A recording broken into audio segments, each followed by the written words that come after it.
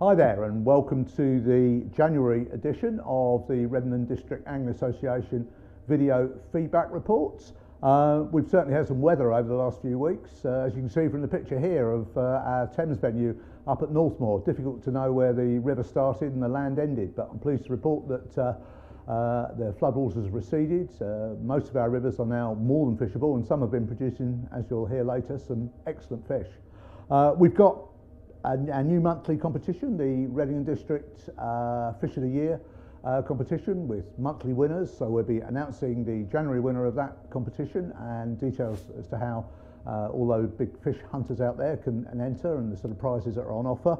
There'll be all our usual facilities, reports from Jim and reports from Dell. So let's get on with it. Right then, Fisheries report. As you can see, we've moved to the salubrious surroundings of Plywood Studios.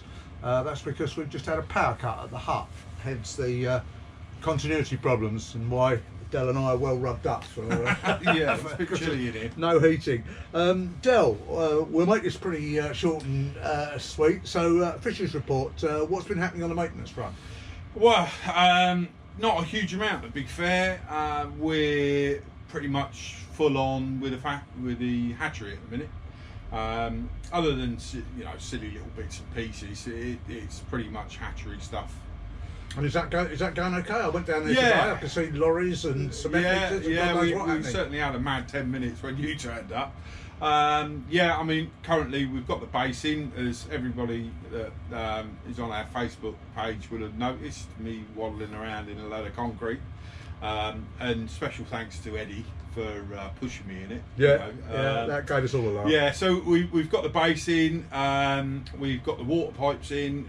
We've had to, from the base to where the water pipes and the electrics are over 100 metres. So we've been doing a lot of digging and a lot of moving around, and the water should be connected hopefully this week if we can get all the bits and pieces, because typically, it's an old farm, and the stuff there is imperial, and of course new stuff's metric, so we're having issues with that. But hopefully that will be resolved this week. So we should have water on site. And you're hoping to be up and ready, or certainly building up by March, yeah? Yeah. I mean, my deadline of end of March is still, relevant, and we'll be pushing hard to get it up and running for then. Excellent. And a couple of things to remind people. We've got the open day coming up on July the 15th. Yeah, be there or be square. And people remember last year we had our annual Fisheries Forum. That's going to be the same this year. It'll be March the 29th at Bradfield Cricket Club, starting at 7:30. Come along, question and answer session with Dell, meet the fishery management team, and have a general discussion about our fisheries, what you like, what you don't like. It's your opportunity to meet the team face to face. So March the 29th, Bradfield Cricket Club, put that in your diary, and also the open day at Farnham Flint on July the 15th. So that's it for announcements really. Any other issues at all? What about the otter fence? The otter fence. Wileys, it's all sort of come at once. We couldn't really get on over initially we had problems with our neighbours. Hopefully that's been resolved now. But then because of the problems that we've had with the neighbours, we need to be absolutely by the letter of the law, because we don't want to give anybody any excuses to get on their back. So we've applied for a felling licence, and they typically take about 6 months to come through, hence why we didn't do any work there over the winter. And that came through about a fortnight ago. So we've got everything on the ball. So we can't actually do any felling of trees past the end of March. Now, because we're going to be up the hatchery, we're not going to be doing anything to the otter fence until the autumn now. Right. But everything's sort of there, waiting, and as soon as we get a clear window in our diaries, we'll be there. And one other big item that we've reported before is Moatlands. We've got the bund in place now, so hopefully we'll have the gate and secure park in time for the spring. It will certainly be in time for the spring, that's for sure. We're just waiting on a sort of couple of day window where we can get the machines up there and get the gates in, finish off the bund, and just have a general sort of tidy up there ready. But like I say, we're sort of juggling balls at the minute, and you know, the hatchery has got to take precedence over everything else. So as soon as we get a window, then we'll be up there getting it sorted out. Well, hopefully that'll see more people fishing Moatlands, and I'm expecting to see a very big tench come out of there next year. It's certainly got potential for some really good fish. Really good fish. Fantastic. Well, thanks a lot, Del.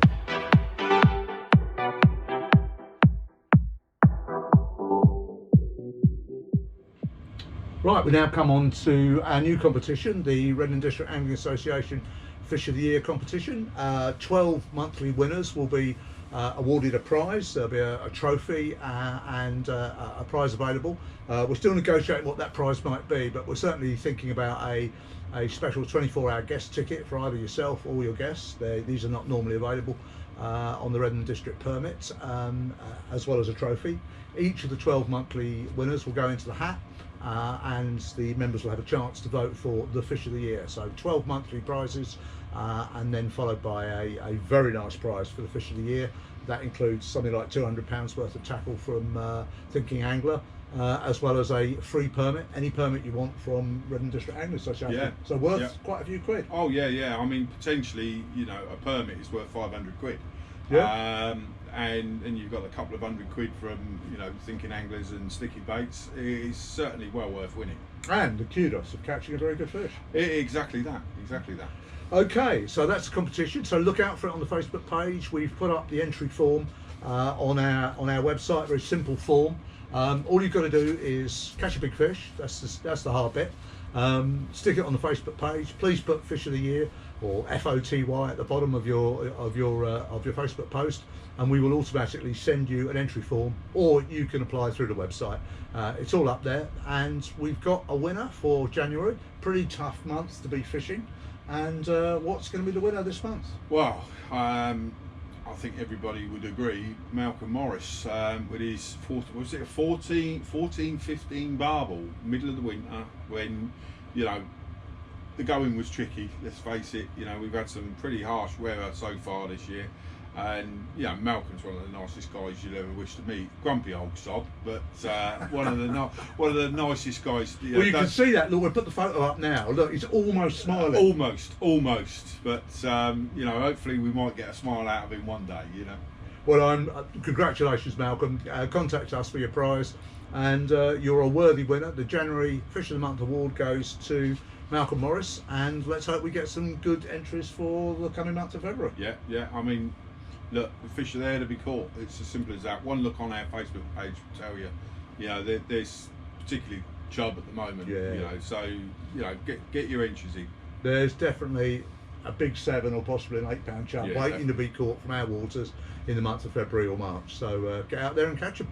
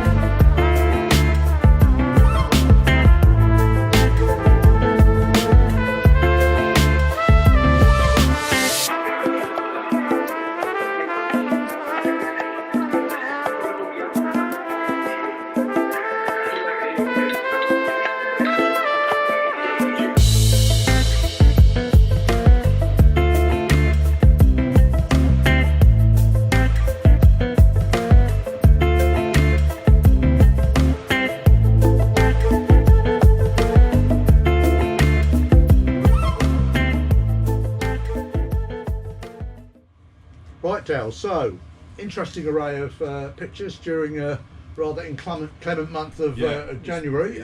Some nice pike, some nice chub, some nice barbel.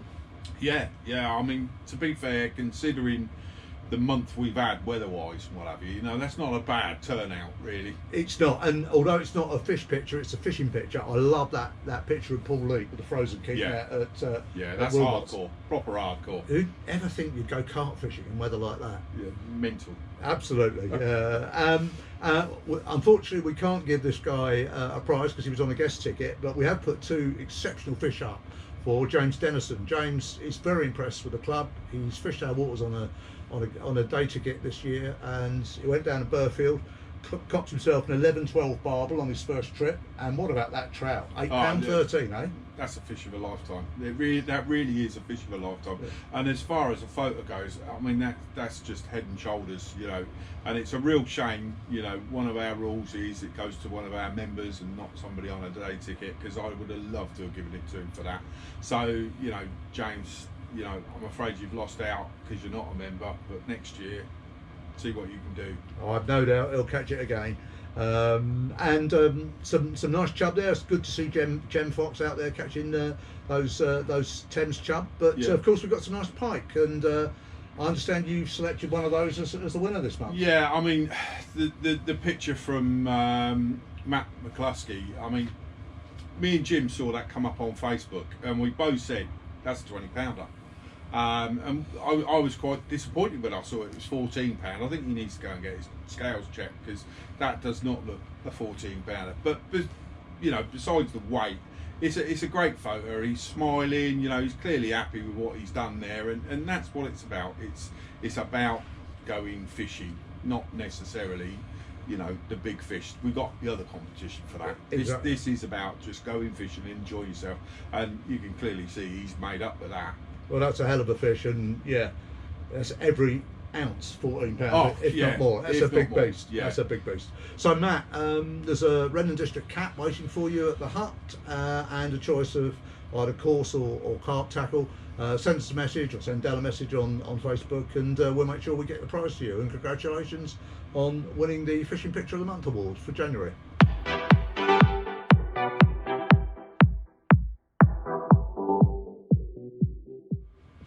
And finally, fishing prospects for February. We're joined as ever by Jim Stansfield, our Deputy Fishery Officer.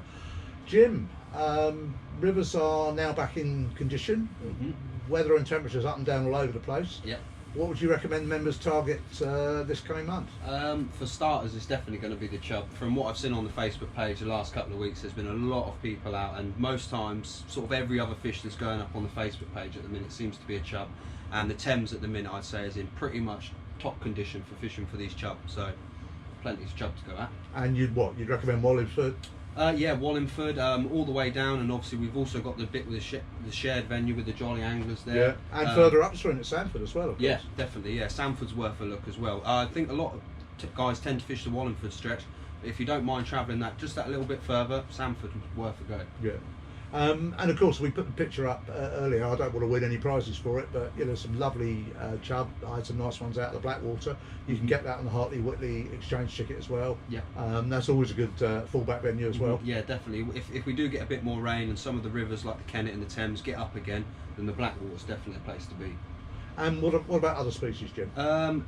Perch is going to be another one this month. Our canal venues, again, the colours are just sort of starting to drop out of the rivers again, so these perch are really going to be on it now, and they're going to be sort of seeking out the food. They're not going to be sitting in tight areas. The perch are going to be moving about, so all of our canal venues all the way along the Kennet, definitely worth a shout. There's a lot of smaller bait fish coming out of Froxfield at the moment, and the perch grow fat on those, obviously. Yeah, that's it. Yeah, Peter Godfrey, I'm not sure if it was on our Facebook or his personal account, but I think on the match on Sunday he actually had 110 roach up there at Foxfield, so you can't grizzle at a day's fishing when you're catching 110 fish, regardless of what size they are. Yeah, that's brilliant. And what about the pike prospects? Yeah, pike again. There's been a couple of nice pike out of Englefield in the last couple of weeks, and regularly on a sort of most weeks when we're over the pits there's always a couple of guys sort of roving around either Farnham Flint or Englefield with lure rods, and they always tend to pick a couple of fish up. So there you go, there's plenty of big pike out there, perch, chub. What more could you want? Thanks very much, Jim. So, that's it from you, and good advice as ever. Well, as I say, that's a wrap. I hope you found that interesting, and if you've got any comments, please feel free to leave them on our Facebook page, and don't forget to get out there, catch those big fish, take those photographs of encapsulating why we all enjoy this wonderful sport of ours. Have a great time this month, and tight lines.